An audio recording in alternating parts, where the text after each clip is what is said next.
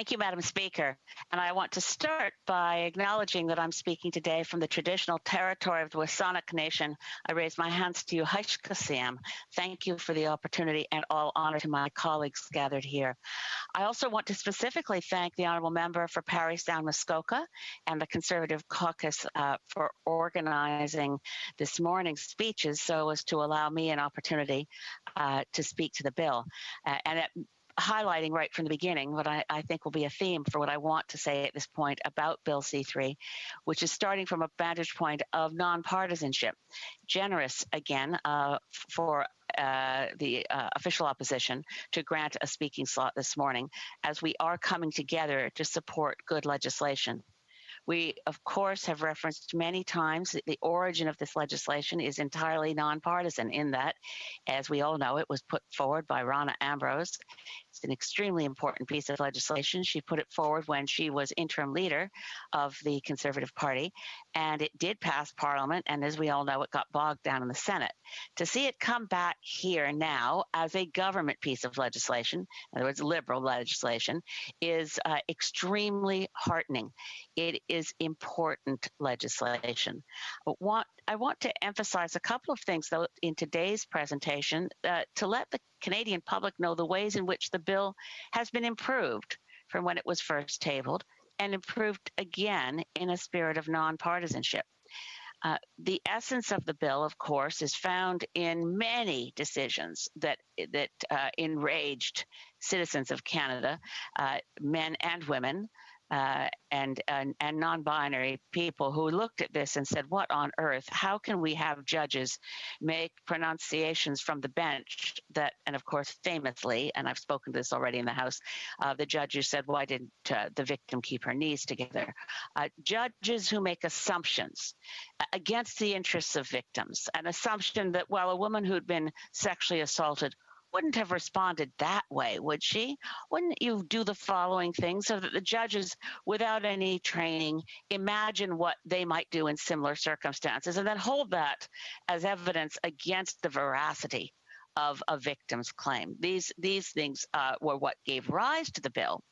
But I can say now, and the honourable member for Winnipeg Centre just made this point, much of what's in this legislation could have been taken from a report that wasn't written at the point that Rona Ambrose entered this bill and put it forward as a private member's bill. It wasn't written because the Missing and Murdered Indigenous Women and Girls Inquiry had not reported. But I would point the members to themes of 16, 17, 18, and Part 3 of the report of the inquiry in Missing and Murdered Indigenous Women and Girls, pointing to these very factors that judges and the judicial system don't understand, don't recognize, don't take the sexual assault and the high levels of violence against Indigenous women, don't take it seriously, don't understand that they need to learn more. That is spoken to in this bill.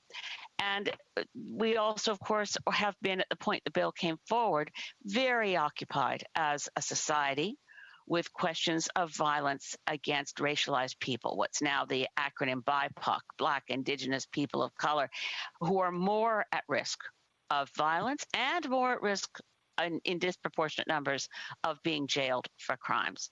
So I wanted to, again, this is a nonpartisan observation, but the bill is improved through the work that was done in committee. So whereas I initially, and I apologize to people who I took by surprise, thought we all agree on this bill, let's move it a little faster. The time in committee was well spent. And the existence of a Black Parliamentary Caucus is relatively new. Formed as the world was responding to the horrors of racism and violence by police, and crystallized with the murder of George Floyd. There is now a Black Parliamentary Caucus, and that caucus is multi-party, and took it upon itself to say, can't this bill for training for judges to understand how women experience sexual violence and how they should receive evidence and how they should recognize that women are re-traumatized by this experience? Well, can't we use this training opportunity to broaden what judges learn?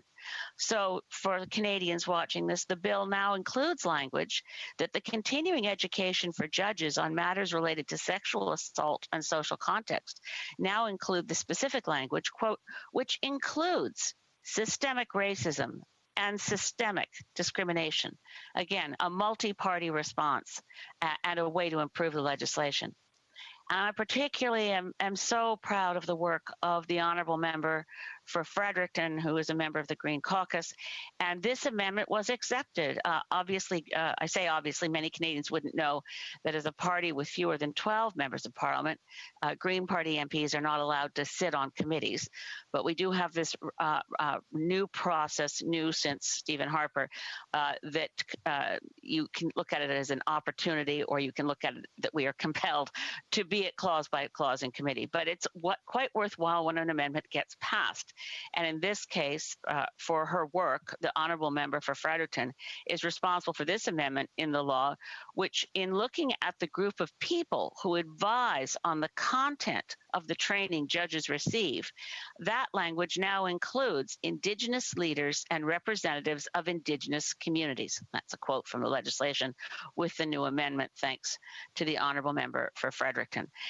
This legislation shows what we can do when we rise to our best selves, when we decide that this issue is not partisan, when we embrace what my mother raised me to believe, which is you can accomplish anything you want if you don't care who gets the credit. In this process, credit to everyone involved. Thank you again to the Honourable Rona Ambrose for bringing this forward. Thank you to the Honourable Minister of Justice, to the current government for bringing it back to us as government legislation.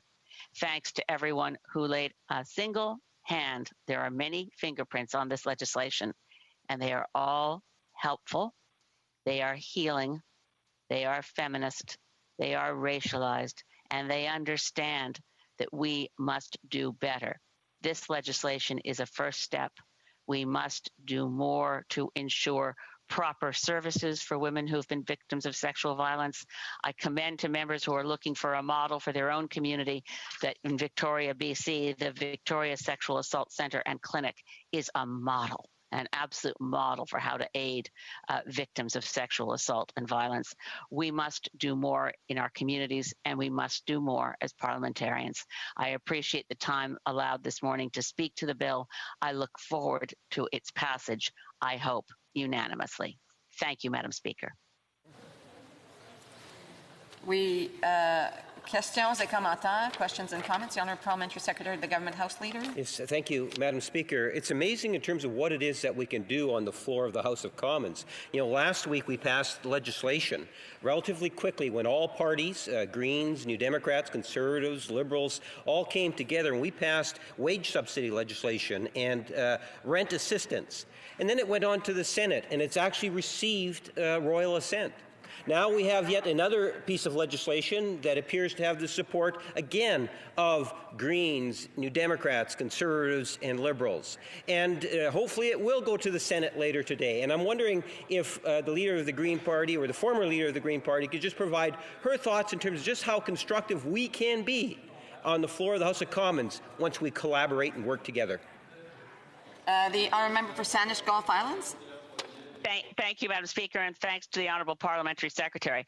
And this is not something that will surprise anyone who knows me in this place. I know that we accomplish our very best when we are able to set partisanship aside.